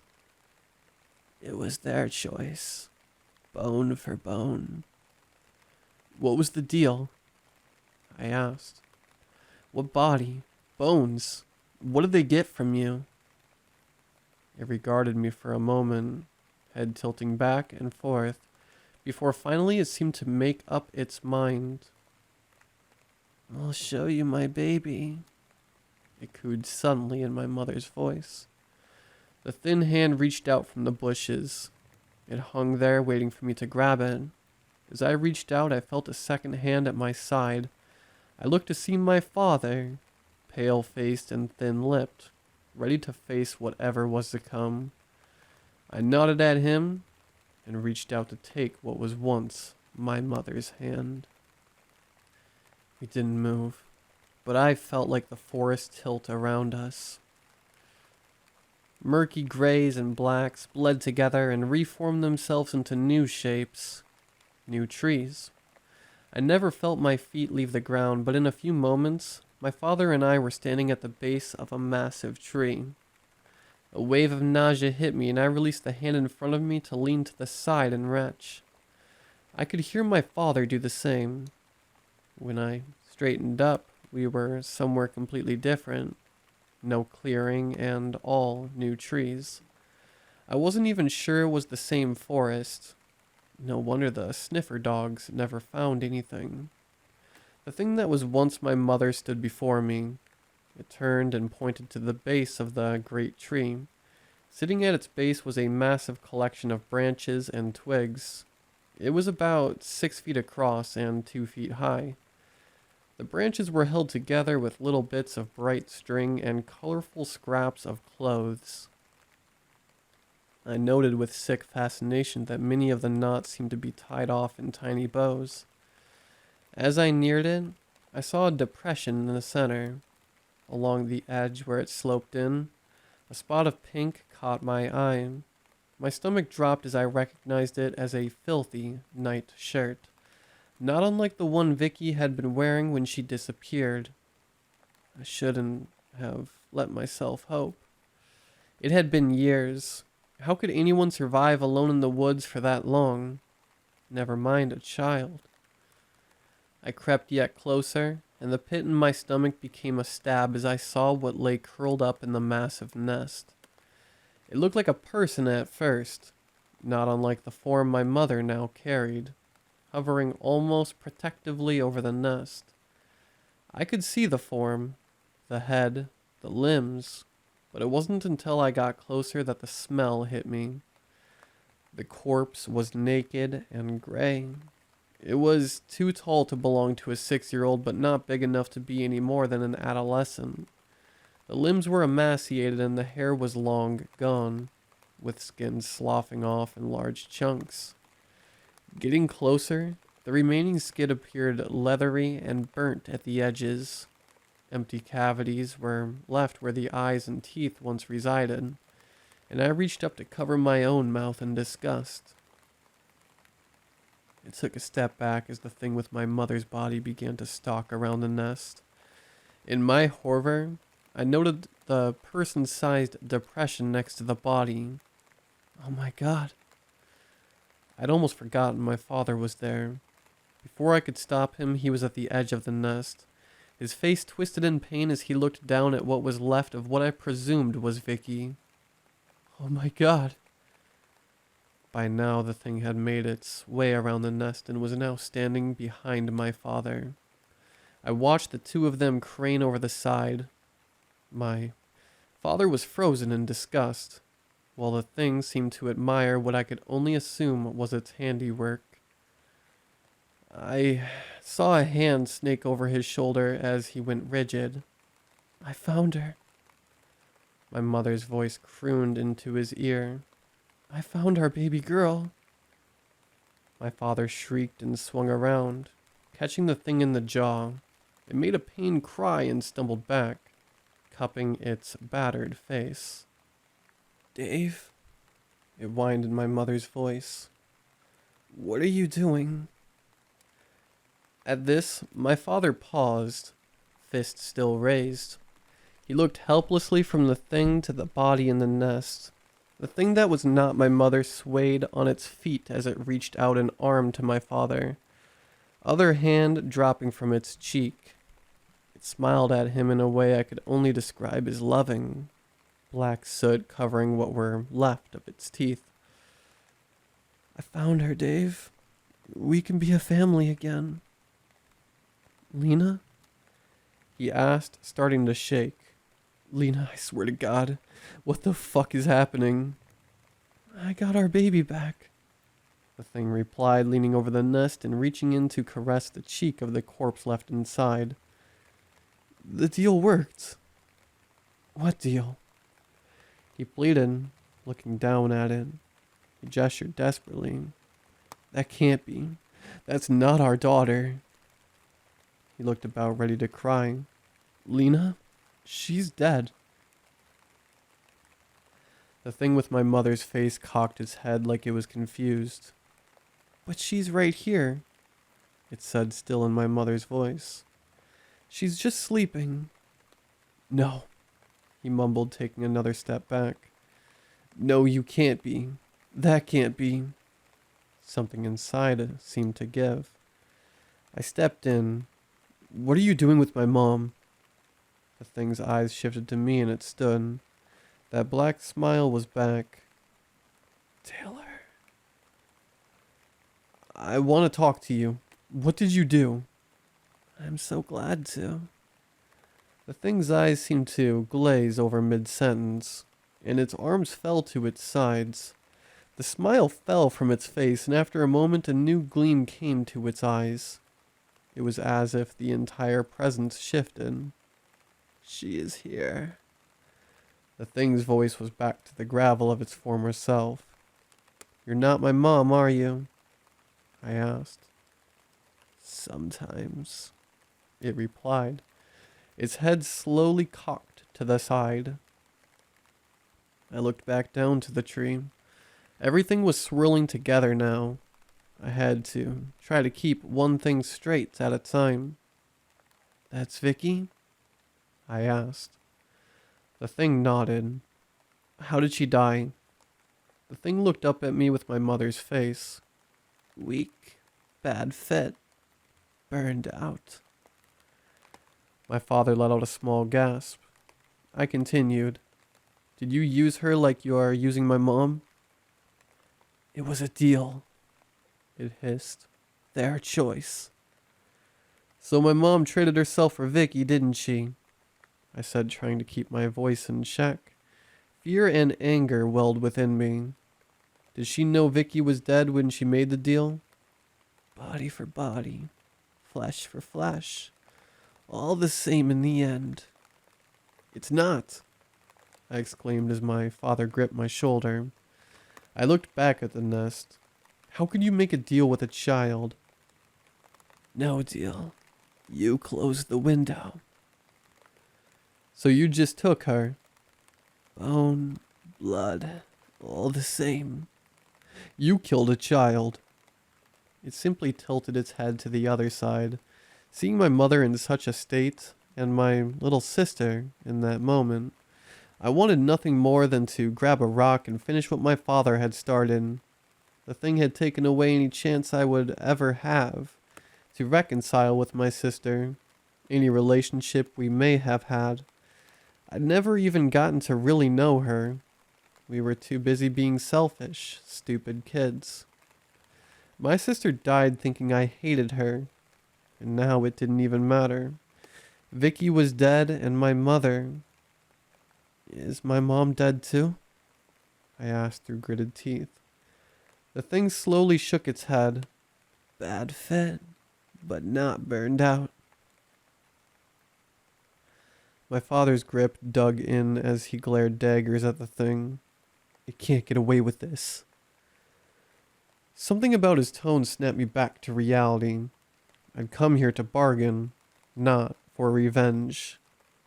We can still help, Mom, I said, but not like this. I turned to see his hand hovering over the gun. We can't hurt it or we'll hurt Mom. My father gripped the gun, his hand starting to shake. Maybe dead is better, he muttered. My father pushed me back. Before he could fire a shot off, it had ducked past him and wrapped a scabbed hand around the barrel of the gun. He fired a wide shot, and the thing ripped the gun out of his hand as if it was a toy. It tossed the gun into the undergrowth and grabbed my father by the throat. I held my breath. I saw it begin to squeeze. My father began to flail helplessly against its iron grip, unintelligible squeaks leaving his mouth. I looked to where the gun had been cast into the underbrush. I could see it from where I was sitting. I looked back to the nest, to my little sister's body. Finally, I looked to my mother, slowly squeezing the life out of my father. None of them had known what they were signing up for. No one but me. Give me a day, I said, standing up. The thing's eyes fell on me. If you give me a day, I'll get you what you want. It looked me up and down. But not if you kill him. A deal? It asked. A deal. It regarded me for a moment longer before dropping my father like a sack of potatoes. He fell to the ground, clutching at his throat and gasping for air. We're going, I said, stepping past both him and the thing. I was afraid he'd take another swing at it as he stood, but the only slunk away with his back to a tree. That monster, my father gasped out, destroyed our family, and I'm trying to salvage what I can, I said, taking him under the arm and helping him along. I was still seething at the thing, but from here, I could see the bigger picture. I checked the GPS. Of course, it was offline, unable to gauge any semblance of location from this place. Can we leave? I asked the thing without looking, without waiting for a response.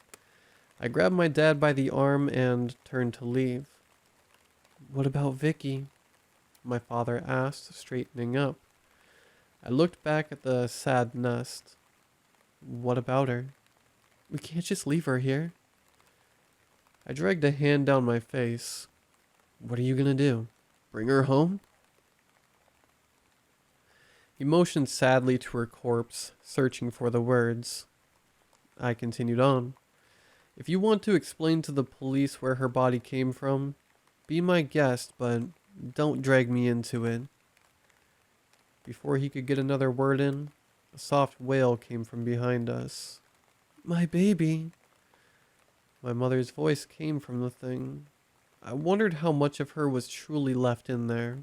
Don't take my baby.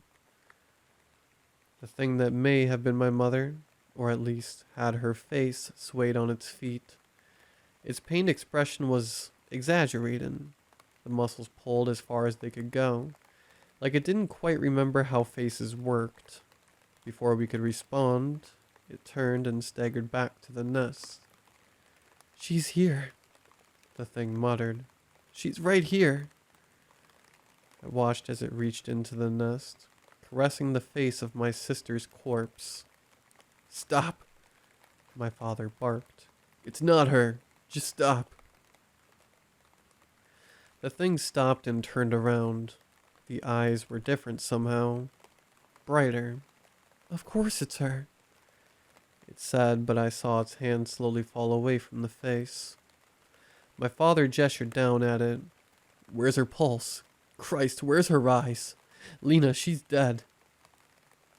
I looked up at him, lost. It tricked you. Its eyes shifted between my father and the nest, and slowly realization dawned upon it. No, I found her. It began to hunch in on itself. My baby. Just as I saw the expression twist from confusion to rising devastation, the thing's body went rigid. The light in the eyes was gone, and it glared at my father. The deal is done, it spat. Before I could blink, it had grabbed him and pushed him back, straight into me.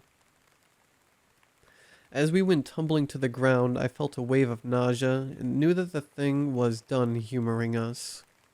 My father popped back up immediately, swearing. I didn't need to sit up to know we were back where we'd started. The treetops from the clearing swayed dark and gray above us.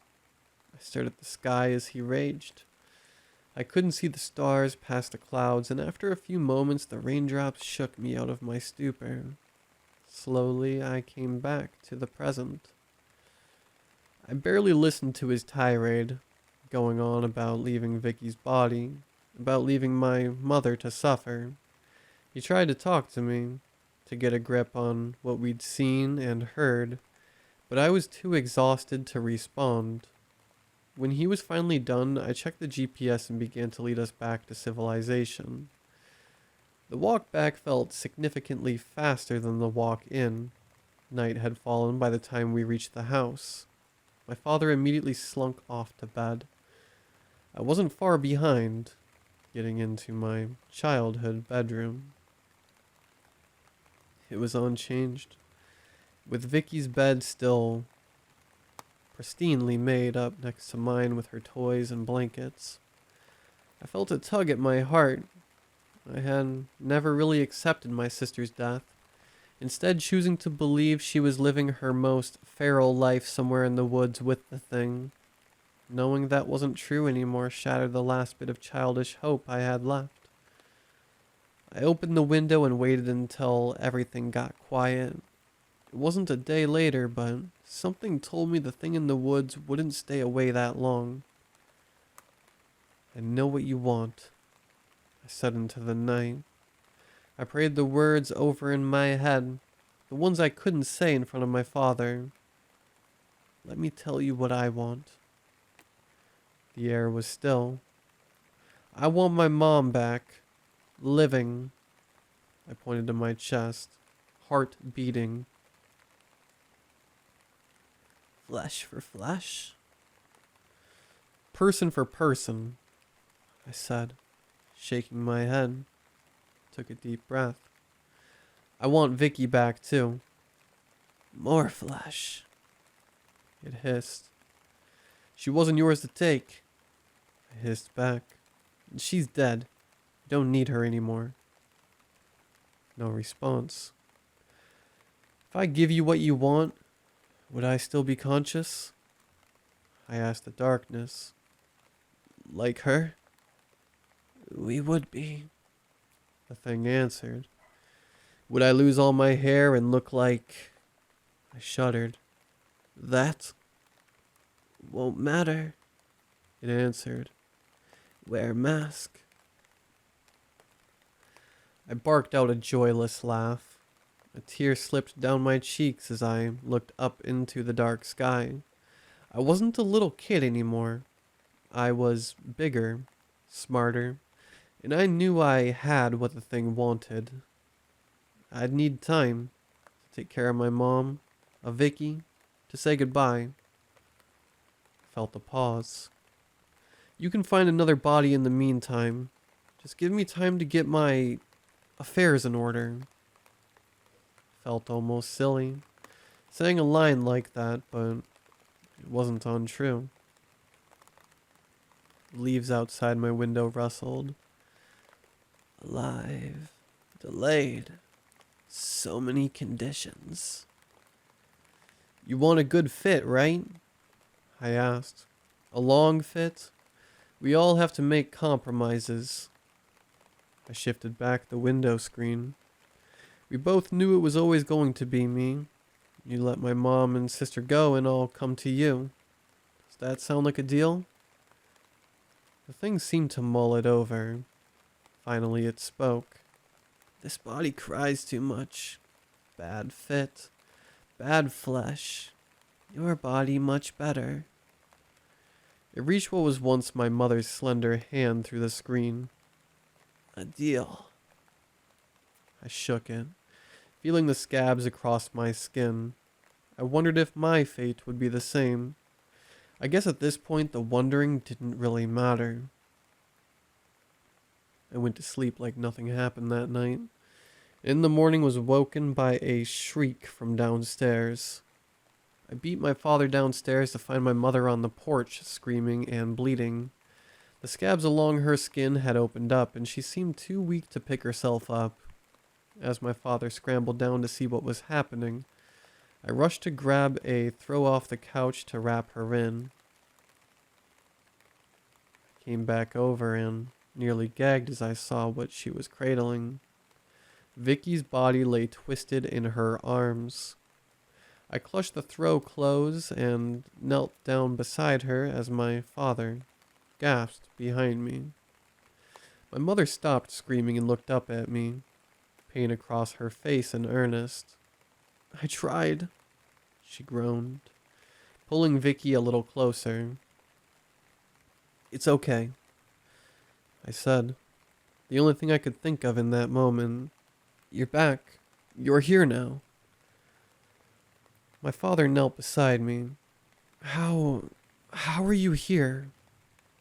he asked, raising a hand but not daring to touch either of them. My mother babbled something incoherent, and her eyes rolled up into her head. She went limp, and my father began screaming her name. I watched out to confirm that she was only conscious, not dead, and told my father as much. "We need to get her to a hospital." I coaxed him into putting her in the car while I pried Vicky out of her grip. While my father fumbled, I used the throw to carry Vicky into the woods. I laid her just out of sight in the underbrush before returning to help him with the car. The drive to the hospital was tense. "What did you do?" my father asked, white-knuckling the steering wheel. "Nothing.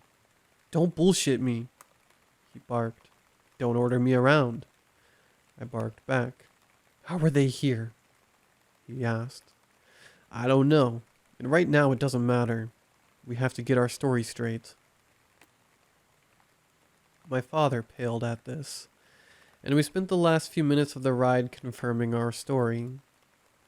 We got to the hospital and the police were called not long after. As my mother was tended to, they questioned us on our involvement in her disappearance. For the most part, we told the truth. She had just showed up on our doorstep that morning, battered and bloody. We didn't mention the body or the thing in the woods. The same could not be said for my mother. The police spoke to her first. It took hours, but when she finally woke up, all she could talk about was Vicky. The police didn't care about a decade-old cold case, and were sorely disappointed when she didn't point out either my father or myself as culprits in her disappearance.